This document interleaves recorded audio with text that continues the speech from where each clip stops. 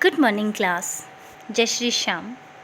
हम पढ़ रहे थे संश्लेषित रेशों के बारे में, जिसमें हमने 2 रेशों के बारे में पढ़ा। संश्लेषित रेशे यानी मानव के द्वारा बनाए गए रेशे, इन्हें कृत्रिम रेशे भी कहा जाता है। इन्हें संश्लेषित रेशे या मानव निर्मित रेशे भी कहा जाता है। इसमें हमने 2 रेशे पढ़े थे, एक तो पढ़ा था रेयॉन और एक पढ़ा था नाइलॉन। रेयॉन का जो रेशा होता है वो बिल्कुल रेशम के रेशे के समान होता है और इसका निर्माण किया जाता है। कास्ट की जो लुगदी होती है उसे रसायनों के द्वारा उपचारित किया जाता है और रेशम के समान रेशा बनाया जाता है, जिसे रेयॉन कहा जाता है। रेयॉन को कृत्रिम रेशम भी कहा जाता है। रेयॉन का जो रेशा है या हम रेयॉन की बात करें, इसे हम पूर्ण रूप से कृत्रिम रेशा या मानव निर्मित रेशा नहीं कह सकते, क्योंकि इसमें जो कच्चा पदार्थ जो होता है वो कास्ट की लुगदी काम में ली जाती है, इसलिए पूर्ण रूप से मानव निर्मित रेशा नहीं है। दूसरा हमने बात की थी नाइलॉन की। नाइलॉन जो है वो सबसे पहला ऐसा रेशा है जो कि पूर्ण रूप से मानव निर्मित रेशा है और इसका ये जो रेशा होता है नाइलॉन का, ये इतना प्रबल मजबूत होता है। इसका उपयोग पैराशूट वगैरह और जो चट्टानें होती हैं उन पर चढ़ने की जो रस्सियाँ होती हैं उन्हें बनाने में किया जाता है। आज हम बात करते हैं पॉलीएस्टर और एक्रिलिक की। पॉलीएस्टर, पॉली का मतलब होता है कई सारे, बहुत सारे, और एस्टर का मतलब होता है एस्टर के अणु। कई सारे एस्टर के अणुओं को मिलाने पे बनता है पॉलीएस्टर। पॉलीएस्टर एक अन्य संश्लेषित रेशा है। इस रेशे से बने कपड़े में आसानी से सलवटें नहीं पड़ते हैं। ध्यान रखना, पॉलीएस्टर का जो रेशा होता है इससे जो कपड़े बनाए जाते हैं, इन कपड़ों में आसानी से सलवटें नहीं पड़ती हैं और ये जो कपड़ा होता है बिल्कुल सीधा रहता है और धोने में बहुत आसानी से इस रेशे से बना जो कपड़ा है बहुत ईजीली धुल जाता है। ध्यान रखें, ये जो वस्त्र होता है इस रेशे का उपयोग कई तरह की जो कपड़े हैं अलग अलग प्रकार के, इन्हें कपड़े बनाने के अंदर किया जाता है। आप लोगों को सुंदर पॉलीएस्टर कमीजें और अन्य परिधान पहने अवश्य देखा होगा। टेरिलीन एक लोकप्रिय पॉलीएस्टर है। ध्यान रखना, टेरिलीन क्या है? एक पॉलीएस्टर का ही प्रकार है। इसे बहुत महीन रेशों में खींचा जा सकता है, जिन्हें फिर से हम किसी भी अन्य तंतु समान क्या कर सकते हैं, बुन सकते हैं। अब देखिए यहाँ पे जो पहेली जो है ये कह रही है, मेरी माँ जल के लिए सदैव पेट, बोतलों और चावल तथा चीनी संचयन के लिए पेट जार खरीदती है।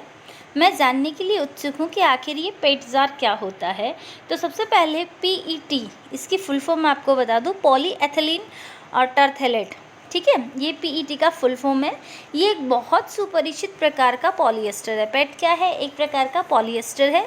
इसका उपयोग किया जाता है बोतलें, बर्तन, फिल्म, तार और अन्य बहुत सारे जो उपयोगी पदार्थ जो होते हैं, उत्पाद जो होते हैं, इन्हें बनाने में इसका उपयोग किया जाता है। ठीक है, अब देखिए हम बात करते हैं पॉलीएस्टर की। पॉली का मतलब अनेक और एस्टर का मतलब एस्टर के अणु। वास्तव में एक रसायन है पॉलीएस्टर, ठीक है, जो एस्टर कहलाता है। एस्टर की कई सारी इकाइयों की पुनरावृत्ति से बनता है ये पॉलीएस्टर। मैंने आपको जैसे बताया कि कई सारे एस्टर के अणु जब मिलके और पॉलीएस्टर बनाया जाता है। एस्टर वे रसायन होते हैं जो फलों को उनकी गंध प्रदान करते हैं। ठीक है, एस्टर क्या है? एस्टर वो रसायन है जो फल होते हैं, इनकी जो स्मेल होती है, इनकी जो गंध होती है, वो इन्हें प्रदान करते हैं। निर्मित कपड़े पॉलीकॉट, पॉलीवूल, टेरिकॉट आदि नामों से बेचे जाते हैं। ठीक है, एस्टर से बने जो कपड़े हैं वो इन्हीं नामों से, पॉलीकॉट है, पॉलीवूल है, टेरिकॉट है, इनके नामों से इन्हें बेचा जाता है। जैसा कि नाम से ही सुझा रहे हैं, यहाँ पे 2 प्रकार के रेशों से मिलकर बना है। पॉलीकॉट पॉलीएस्टर और कपास का मिश्रण होता है। पॉलीवूल पॉलीएस्टर और ऊन का मिश्रण होता है, पॉलीवूल। ठीक है, पॉलीवूल पॉलीएस्टर और ऊन जो होती है वुलन, इसका मिश्रण होता है। और पॉलीकॉट जो होता है पॉलीएस्टर और कॉटन का मिश्रण होता है। अब देखिए आप, इसमें सर्दियों में हम स्वेटर पहनते हैं, शॉल और कंबले भी ओढ़ते हैं। इनमें बहुत सारे वास्तव में प्राकृतिक ऊन से निर्मित नहीं होते। देखिए, सर्दियों में हम जो कपड़े पहनते हैं, गर्म कपड़े, इनमें से कुछ तो प्राकृतिक ऊन यानी जंतुओं और पादपों से प्राप्त जो ऊन होती है उसके बने होते हैं, और कुछ जो होते हैं वो कृत्रिम जो रेशे होते हैं इनसे बनाए जाते हैं। इसी में एक रेशा आता है एक्रिलिक। जो कि प्राकृतिक नहीं है। प्राकृतिक स्रोतों से प्राप्त ऊन काफ़ी महंगी होती है, जबकि एक्रेलिक जो होता है इससे बना जो रेशा होता है, इससे बने जो गर्म कपड़े होते हैं वो प्राकृतिक रेशों की तुलना में काफ़ी सस्ता होता है। और ये एक्रेलिक के जो रेशे होते हैं कई रंगों में उपलब्ध होते हैं। संश्लेषित रेशे अधिक टिकाऊ और पहुंच के भीतर होते हैं, यानी जो मानव निर्मित रेशे होते हैं वो सस्ते भी होते हैं और टिकाऊ भी होते हैं, लंबे समय तक चलते हैं, जिससे ये प्राकृतिक रेशों की अपेक्षा अधिक लोकप्रिय हो गए हैं। अब ध्यान दीजिए आप, हम बात कर रहे थे इन्हीं रेशों के बारे में। अगर हम बात करें कपड़ों की तो कुछ रेशे ऐसे भी आते हैं जो अग्निरोधी होते हैं, यानी उनका ये विशेष गुण होता है जिसमें वो क्या होते हैं, वो रेशे आग नहीं पकड़ते। यदि वस्त्रों में आग लग जाती है तो बहुत ज़्यादा आपदाजनक परिस्थितियां हो सकती हैं। कपड़ा जो वास्तव में अगर हम बात करें जो रेशे होते हैं, मानव निर्मित रेशे होते हैं, यहाँ हम रेशम की बात कर रहे हैं, अगर इनमें आग लग जाती है तो ये क्या होते हैं, हमारी स्किन को पकड़ लेते हैं, जिससे स्किन बहुत ज़्यादा जल जाती है। और अगर हम बात करें इन रेशों की, यदि वस्त्रों में आग लग जाती है तो बहुत आपदाजनक हो सकता है, कपड़ा पिघल जाता है और पहनने वाले व्यक्ति के शरीर पे चिपक जाता है। अतः हमें प्रयोगशाला अथवा रसोई घर में कार्य करते समय संश्लेषित वस्त्र नहीं पहनने चाहिए।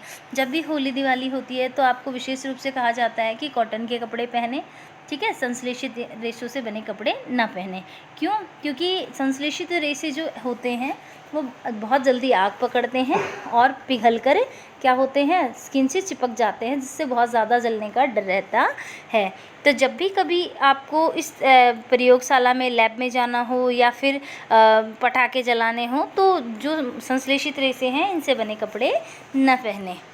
आज के लिए जो आपका क्वेश्चन है वो है पॉलीकॉट, पॉलीएस्टर और पॉलीवूल। ध्यान रखना, पॉलीकॉट और पॉलीवूल किन किन दो रेशों से बने हैं उनके नाम बताने हैं। मैं रिपीट कर रही हूँ, पॉलीकॉट और पॉलीवूल, ये दोनों जो हैं वो किन किन दो रेशों से मिलकर बने हैं, उन दोनों के नाम बताने हैं। क्वेश्चन नंबर 2 आपका है पैट, यानी PET की फुल फॉर्म लिखनी है। PET का पूरा नाम लिखिए, यहाँ पे दे रखा है आपको। क्वेश्चन नंबर 3 जो आपका है वो है पॉलीएस्टर के बारे में बताइए। पॉलीएस्टर के जो इसका जो रेशा होता है इसके आपके गुणधर्म बताने हैं। तो आपको आज क्या करना है, ये 3 क्वेश्चन कंप्लीट करने हैं और मुझे सेंड करना है। Thank you.